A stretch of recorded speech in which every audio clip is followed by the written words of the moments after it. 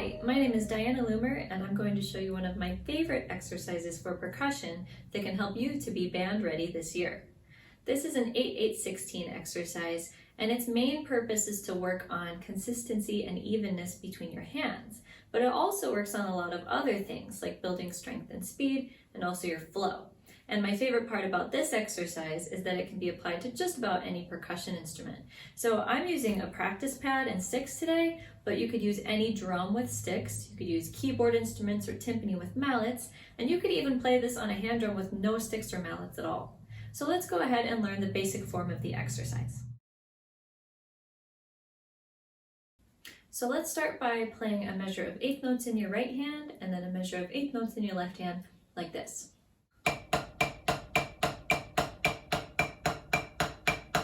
Now you can play it with me.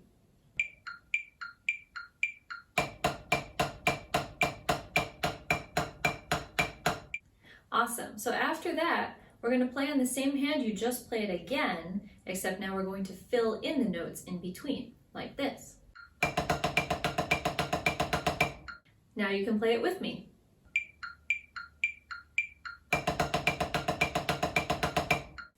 Good, so let's go back to the beginning and put together what we have so far.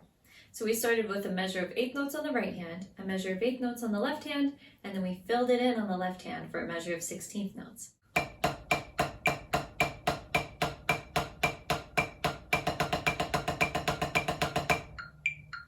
All right, so let's try that together.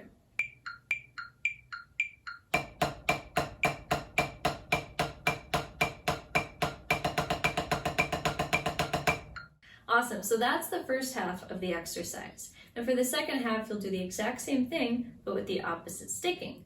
So you'll start with a measure of eighth notes in your left hand, then a measure of eighth notes in your right hand, then fill it in for a measure of 16th notes on the right hand, like this.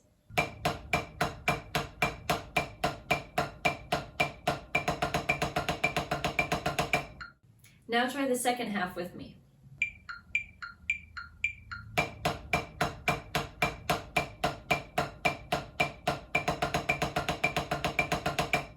Good, so let's try putting this whole exercise together now from the beginning.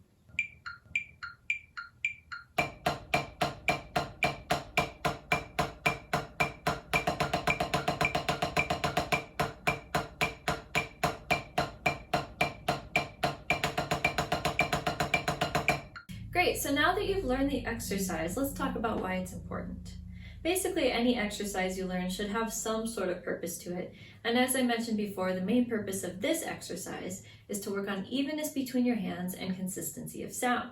So that's really what you're doing in the first two measures of the exercise, where you have 8 eighth notes on one hand and then 8 eighth notes on the other hand.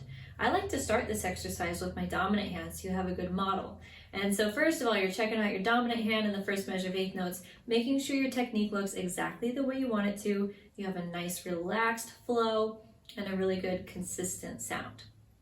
After that, you switch to your non-dominant hand, and that hand, you want to look for the same things, but also make sure that it matched what your dominant hand did. Finally, afterward, when you're transitioning into the 16th notes, you just played eighth notes on your left hand. And when you go to play the 16th notes, you're still playing eighth notes on your left hand. You just happen to be filling them in with your right hand. So during the transition between the eighth notes to the 16th notes, you want to make sure that nothing about your left hand changes at all. And we call that concept constant motion.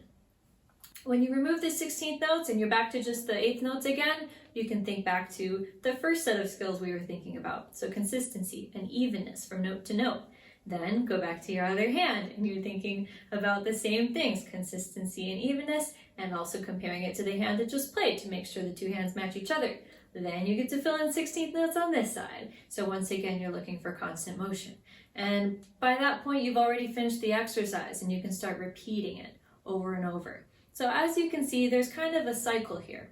And if you're really actively thinking as you play this exercise every time, you're never going to get bored because there's always something to listen to.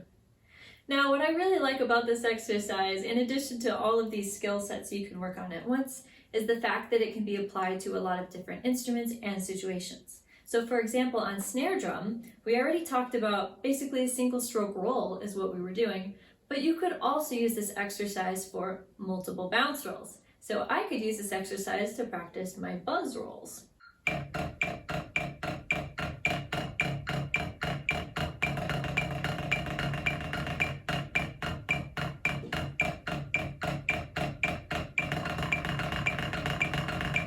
You could also practice your 2-mallet technique or 4-mallet technique on or off the instrument.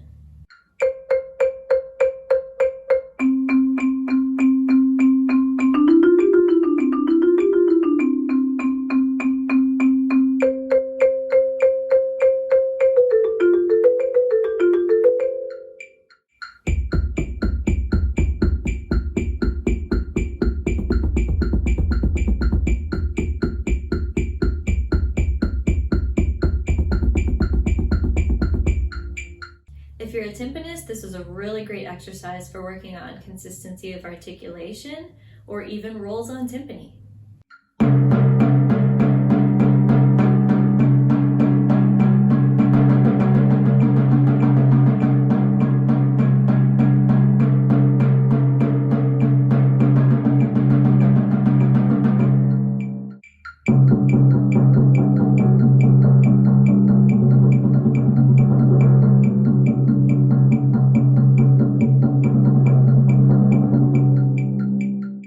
So be creative and think about how this exercise can be helpful to you, no matter what percussion instrument you're focusing on right now. It's a simple exercise, but if you're thinking about all the right things, you're never going to run out of things to improve on. So I hope this was helpful to you and will help you to be band ready this upcoming year.